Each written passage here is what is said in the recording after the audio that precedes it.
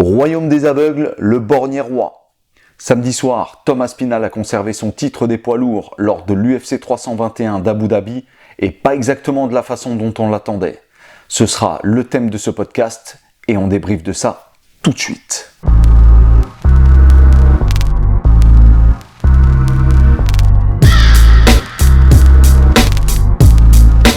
Avant de débuter ce podcast, petit rappel des enjeux de ce match. Tom Aspinall est devenu champion indiscutable de la catégorie des poids lourds suite au départ à la retraite de Jon Jones. Il s'agissait donc de sa première défense de titre et de légitimer sa place de champion indiscutable. Pour Cyril, il s'agissait de laver l'affront que lui avait fait Jon Jones en l'éliminant en un peu plus d'une minute et d'effacer cette contre-performance face à Volkov, victoire ô combien discutée. J'aimerais revenir sur quelques éléments d'avant-combat. Un premier point, qu'est-ce que c'était que ce son avec RMC Sport là ? Je ne sais pas de votre côté, mais nous on a eu un son complètement pourri. Donc gros problème avec la régie son d'RMC Sport, ça serait bien qu'ils rectifient ça pour la prochaine fois parce que ça nous a vraiment gâché l'événement. Quelques éléments, notamment sur l'entrée des combattants. Alors j'ai trouvé Cyril déjà très affûté physiquement. Impressionnant, pesé à 112 kg, il faudrait voir à combien il est pesé en temps normal. On a donc vu un Cyril très affûté à la pesée et lors de l'entrée vers la cage, un Cyril concentré et décontracté, tout à son habitude, mais très focus.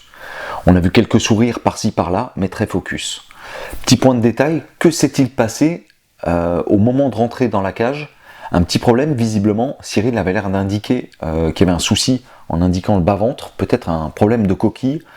Et je me suis dit, oh, quel manque de professionnalisme à l'arrivée du combat. Je me suis dit, c'est pas possible, ils n'ont pas oublié la coquille quand même. Et j'ai eu peur que ça le sorte du combat et que ça le sorte un petit peu de sa concentration. Mais bon, tout est rentré dans l'ordre.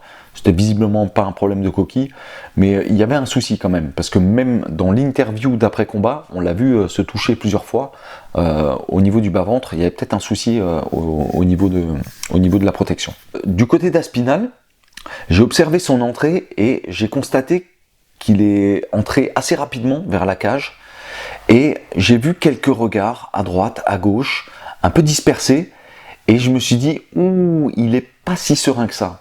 La confiance qu'il avait affichée lors des différentes conférences de presse, eh bien, elle est peut-être que d'apparat, et on sentait une certaine tension de son côté, et on l'avait annoncé dans l'avant-combat, qu'effectivement toute la pression était sur le camp Aspinall et sur le détenteur du titre.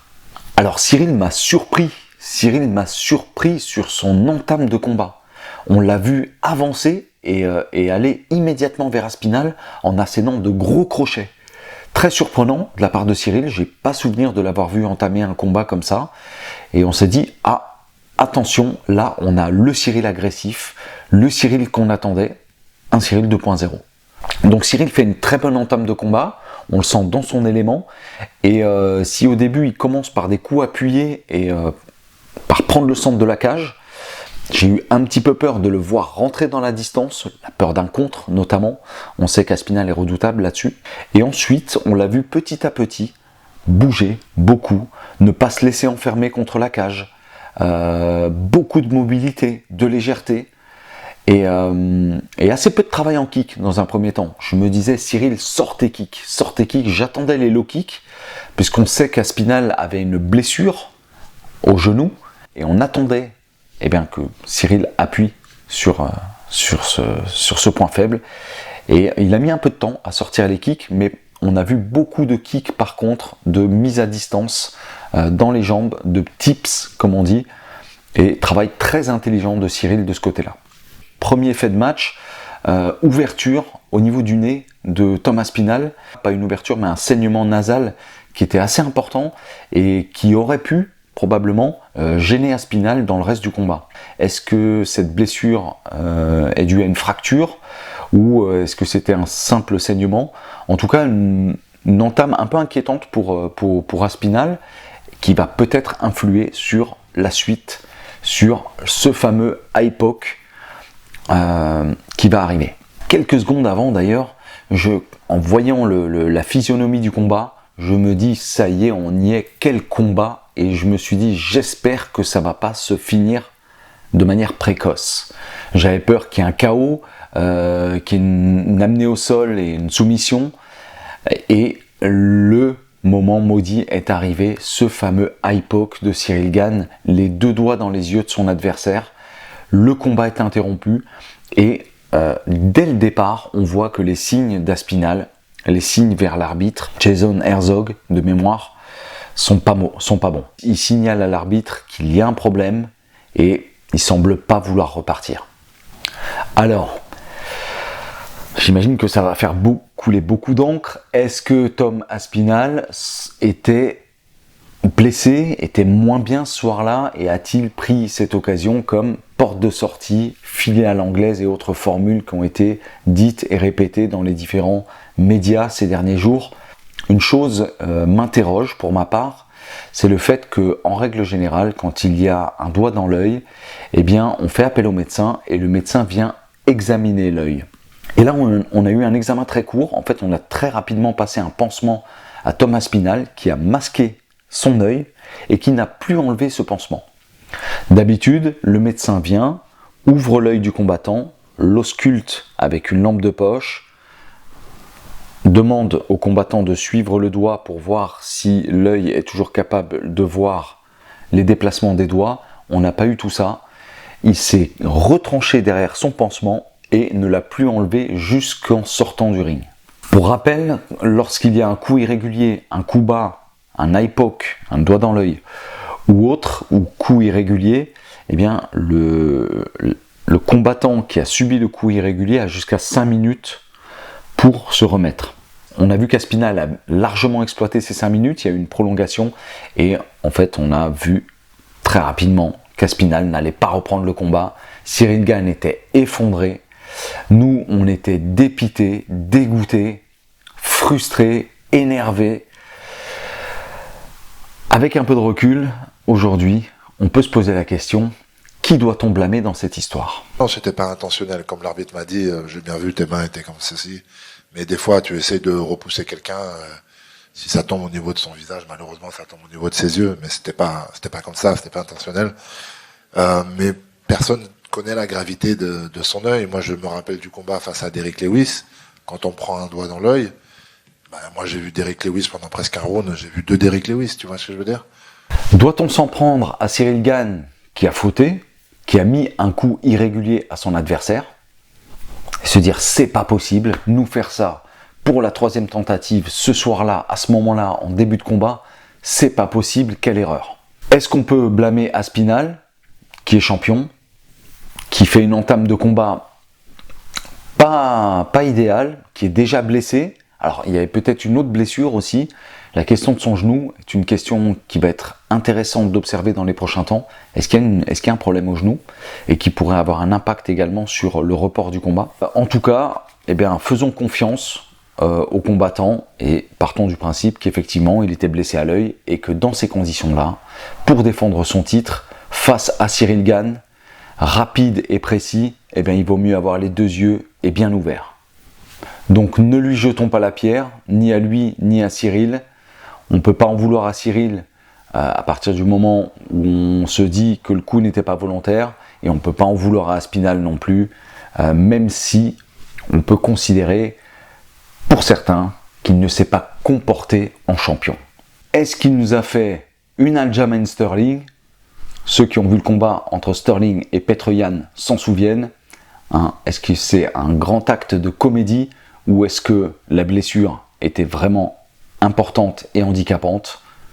On ne le saura pas et partons du principe qu'on fait confiance à Aspinall et qu'il ne pouvait pas continuer ce combat dans ces conditions.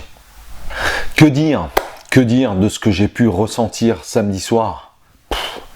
Tellement d'émotions. Le mieux, je pense que c'est de laisser Ciryl s'exprimer.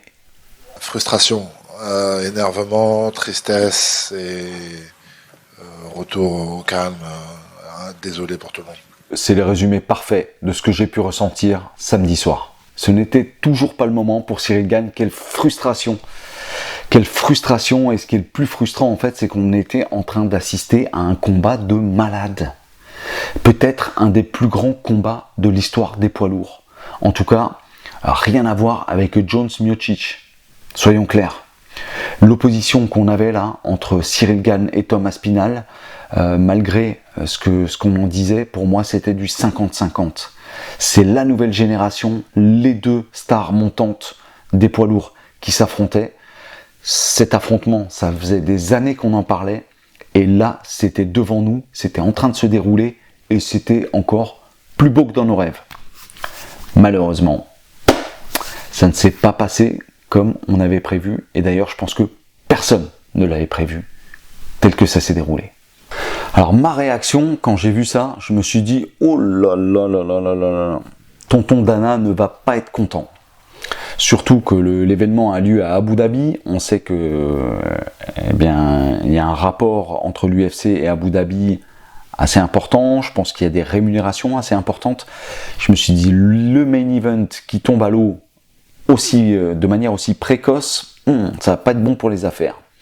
Pour autant, dans les interviews d'après-combat, Dana White avait l'air plutôt content de ce qu'il avait vu. Il a vu un Cyril agressif, il a vu peut-être un des plus beaux combats de poids lourds qui démarrait. Donc, des éléments positifs pour la suite et une revanche immédiate qui a été annoncée par Dana White. Yeah, I mean, they're both in shape, other than whatever's wrong with his eye. Both guys are not injured, so as soon as possible. Thank you. Tout le monde l'attendait au tournant, Cyril, on l'attendait sur la lutte, on l'attendait sur son état d'esprit, sur son mindset. Est-ce qu'il avait la volonté encore de conquérir ce titre? On l'attendait sur son agressivité et on a eu du grand Cyril. Force est de constater qu'on a eu un grand Cyril samedi soir. On attend les futures annonces de Dana White, peut-être aussi avoir quelques éléments de la part du camp d'Aspinall, savoir ce qui s'est réellement passé, est-ce qu'il y a des lésions à l'œil, est-ce qu'il y a une blessure au genou aussi, c'est une question intéressante qui pourrait avoir un impact sur la programmation du prochain combat. On va suivre ça avec attention. Je vous remercie d'avoir été présent, je vous remercie par avance pour vos commentaires surtout. Je ne vous demande pas de vous abonner, de liker, mais des commentaires, c'est important. On est là pour ça, pouvoir échanger de notre passion commune, le MMA. Merci de m'avoir suivi et je vous dis à très bientôt pour de prochains épisodes. Et